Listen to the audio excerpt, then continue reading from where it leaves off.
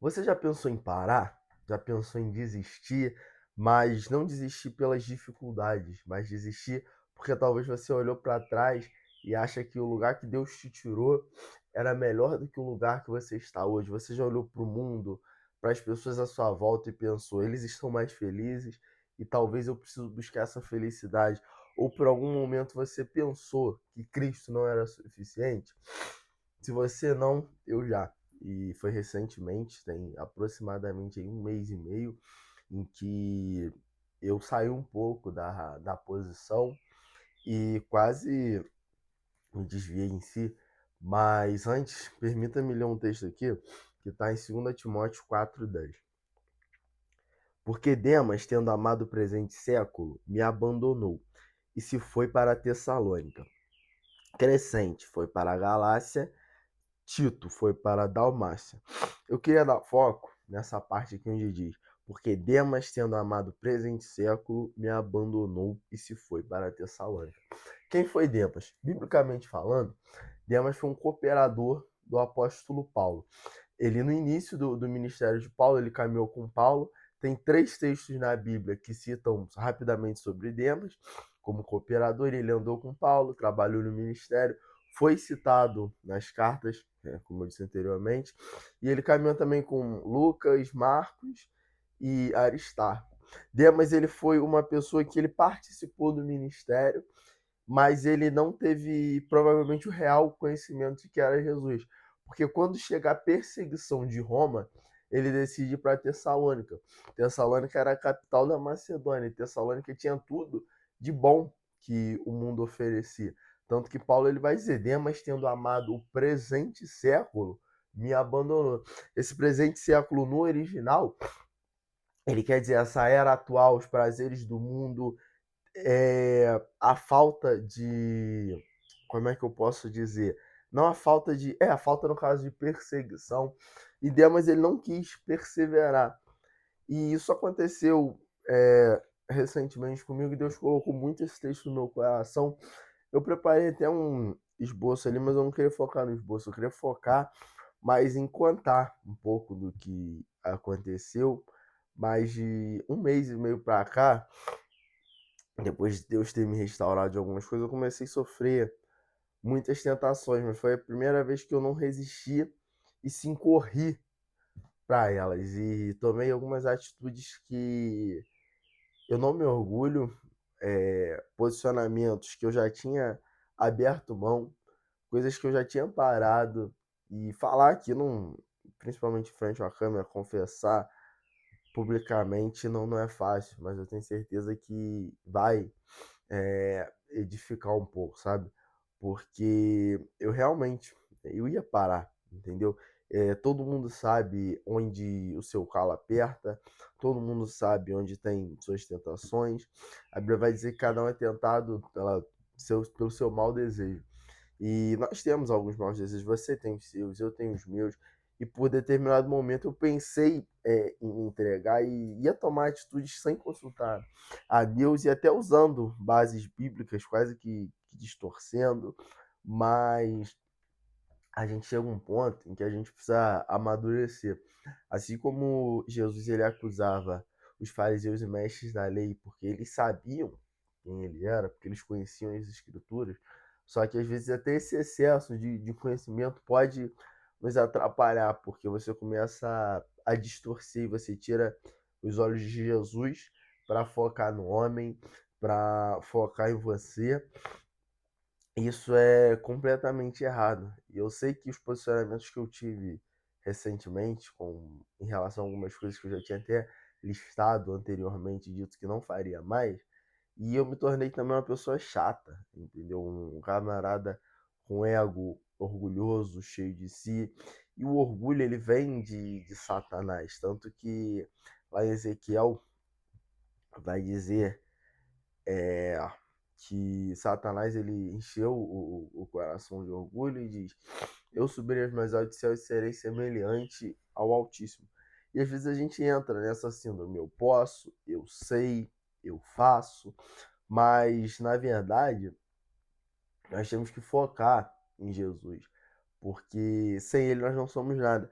E o que me salvou, eu não sei como é que eu não caí de vez, eu tava até falando isso com um amigo meu, falei, cara, foi Deus.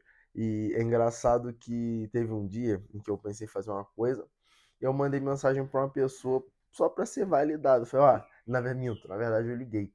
Eu liguei e tal, falei, pô, mano, eu tô com essa ideia aqui, eu vou fazer isso e tal, e não sei o quê. O que que tu acha? Aí ele falou assim, cara, toma vergonha na tua cara. Você não é mais assim.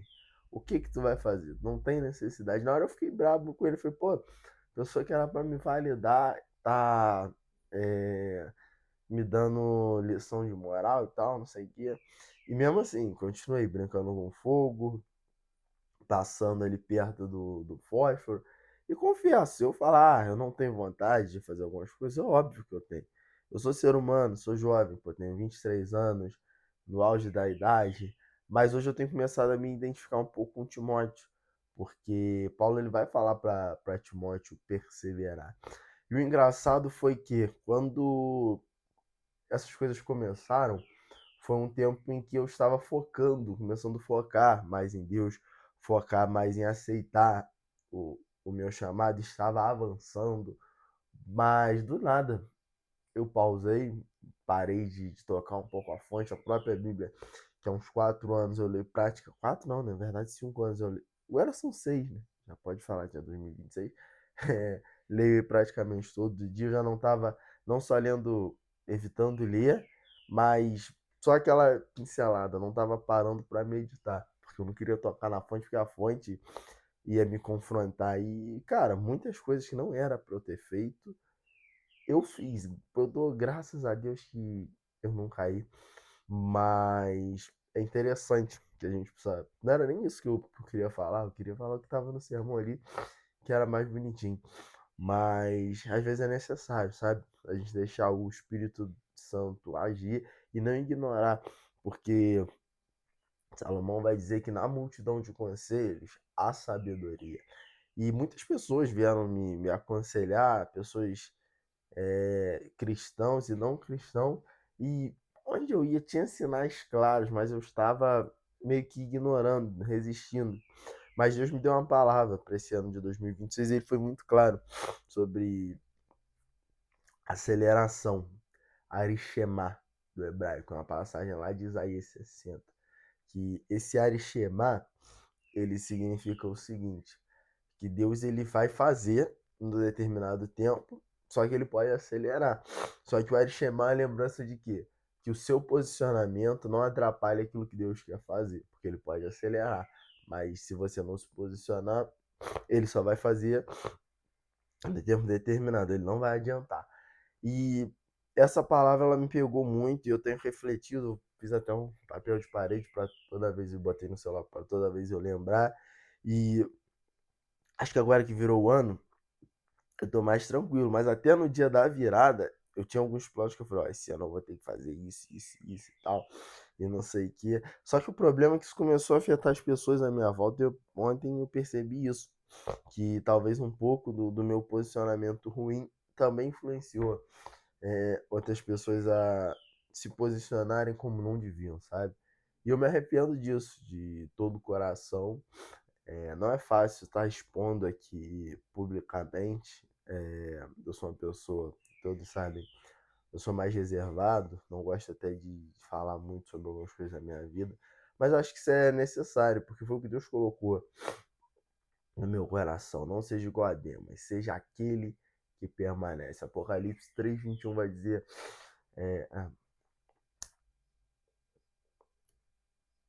pera aí, que o Apocalipse estou à porta e bato. Tananana, pera aí, 21. Aí, o bom de gravar assim, cara, fugiu o texto da minha mente aqui. Mas ele vai falar: o que vencer, ele concederei que se assente comigo, assim como eu venci e me assentei no trono com o meu Pai. Ao que vencer significa aquele que permanecer fiel. É o que Mateus 24:13 também vai dizer: aquele que permanecer fiel, esse será salvo. Então, não são os melhores que serão salvos, não são os mais rápidos, não são aqueles que performam, mas são aqueles que permanecem fiéis. E eu acho que o convite de Deus pra gente nesse momento é isso, sabe? É permanecer fiel àquilo que ele nos chamou. E não ser como Demas. Que Demas, por um momento, vendo que Paulo estava começando a ser perseguido, vendo que Tessalônica era favorável, Demas ele estava experimentando um pouco do que Deus fez, mas ele não se aprofundou. Ele amou o presente século e foi embora. Então nós precisamos decidir o que nós iremos amar. Se nós iremos amar o mundo, amar os prazeres da carne, ou nós iremos amar a Deus. E eu cheguei ao ponto, acho que Asaf fala no Salmo 73, que é: enquanto a mim os meus pés quase tropeçaram. E realmente, dessa vez eu não sei, cara, como é que eu não tropecei. Eu brinquei muito com perigo. Eu, tipo assim, fiz tudo que. Escutei músicas que não devia. Não tô querendo aqui, não tô em demérito ou mérito que deve se ou não escutar. Mas cada um sabe o que se leva a cair. E me posicionei totalmente em algumas coisas que, tipo, cara, eu fui muito idiota, babaca, fui um moleque. Mas tudo bem que eu sou jovem e tal, mas tem coisas que existe maturidade. O escritor de Hebreus, ele vai falar que vocês já eram para ser mestres, mas vocês estão tendo que voltar a aprender os princípios elementares da fé. Isso às vezes acontece com a gente. Coisas que já era pra gente estar ensinando, tá avançando, a gente está voltando atrás. Mas eu estou muito feliz em ter me arrependido, ver que o Senhor, em todo momento, Ele não me abandonou. Na verdade, Ele me ajudou e foi paciente comigo. Eu agradeço muito a Ele, porque aos olhos humanos, Ele poderia ter me entregado, já que você quer isso, entrega esse seu mau desejo e vai fazer o que você quer.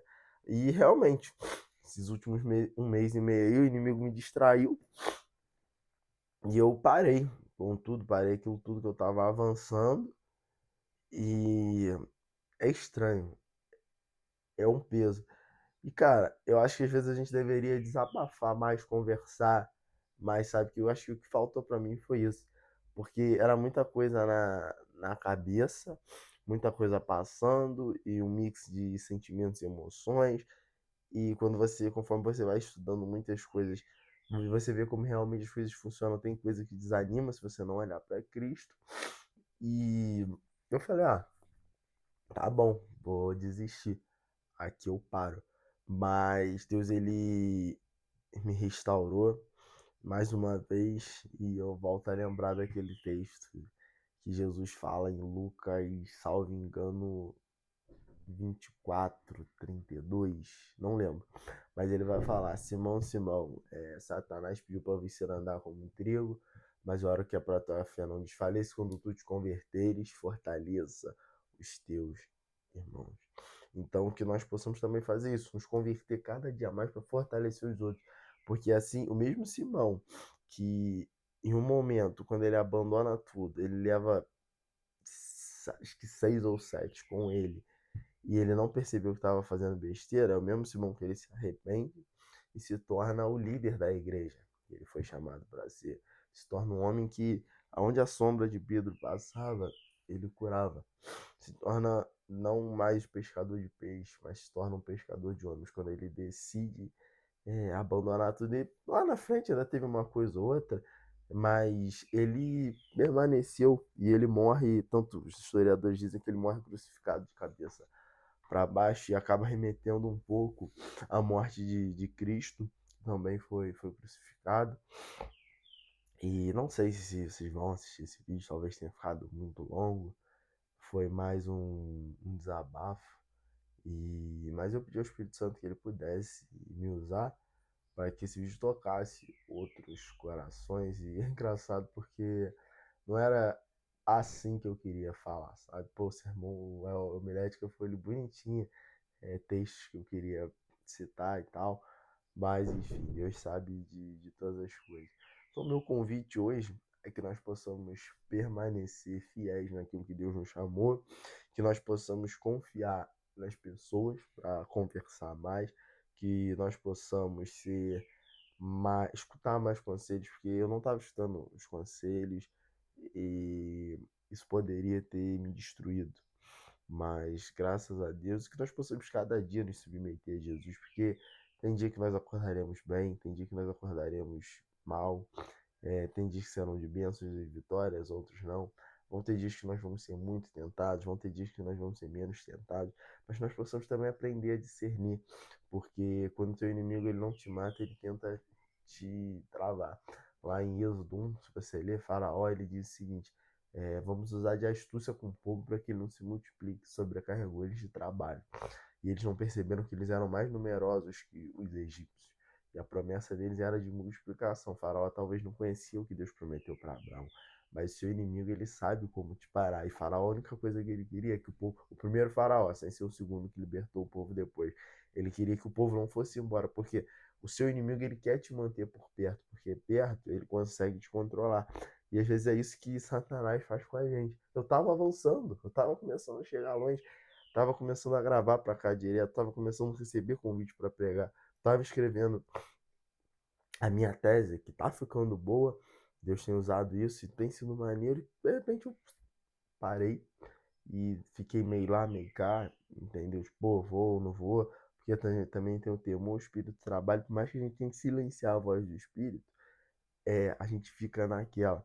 Mas eu também, graças a Deus aí, Deus me segurou, Deus me livrou de muita coisa, eu agradeço muito a Deus que Ele me livrou de mim mesmo. E eu espero que isso passe. E vão vir novas lutas, vão vir novas batalhas, mas cada vez acho que a gente fica um pouco mais forte com a experiência, com o passar dos anos, e que nós possamos então fazer isso. E eu queria deixar o último texto aqui. Esse eu vou ler porque é mais legalzinho esse daí. É Josué 24:14. É, quando as pessoas falam muito, né? Eu e minha casa não, pra cá. Serviremos ao Senhor. E as pessoas acham que aquilo ali é promessa, mas não é promessa. Eu vou mostrar para vocês que é decisão. Olha o que Josué chama o povo e fala assim. Não vou ler o texto todo não, mas depois você lê o Josué 24 todo. Ele chama o povo e fala assim, gente, a gente está começando a entrar na Terra Prometida, deixa eu contar a historinha para vocês. Ele começa de Abraão e pincela até aquele momento. E aí no versículo 14 ele diz: agora, porém, temam o Senhor e o sirvam com integridade e fidelidade. Joguem fora os deuses que os pais de vocês serviram do outro lado do Eufrates no Egito e sirvam ao Senhor. Aí o verso 15. Mas se vocês não quiserem servir ao Senhor, escolham hoje a quem vão servir. Se os deuses a quem os pais de vocês serviram do outro lado do Eufrates, ou os deuses dos amorreus em cuja terra vocês estão morando. Porém, eu e a minha casa serviremos ao Senhor. Nós temos direito de escolha. A gente pode escolher, mas queremos fazer o que nossos antepassados fizeram, o que o mundo à nossa volta faz, ou nós podemos servir ao Senhor. Então, é aqui a decisão, entendeu? O que Josué quer dizer aqui, independente da decisão de vocês, se vocês quiserem escolher servir o capeta, Mamão, Baal, quem for, o problema é de vocês, mas eu e a minha casa serviremos ao Senhor, porque eu decidi no meu coração. Isso aqui não é promessa, isso aqui é uma decisão. Então, que nós possamos decidir servir ao Senhor, porque Jesus vai falar em Apocalipse que você não é frio nem morno, e não, você não é frio nem quente, você é morno. Os mornos eu vomitarei. O muro não é do diabo. Quer dizer, o muro não é de Deus, o muro é do diabo. Perdoa que hoje eu dormi um pouco, eu tô com um pouco de sono. Então os pensamentos estão meio lá, meio cá. Então que nós possamos realmente decidir servir ao Senhor, focar. Depois, se você quiser ouvir algum tema, comenta aqui. Um beijo no seu coração. Tamo junto. Até o próximo vídeo. Tchau, tchau.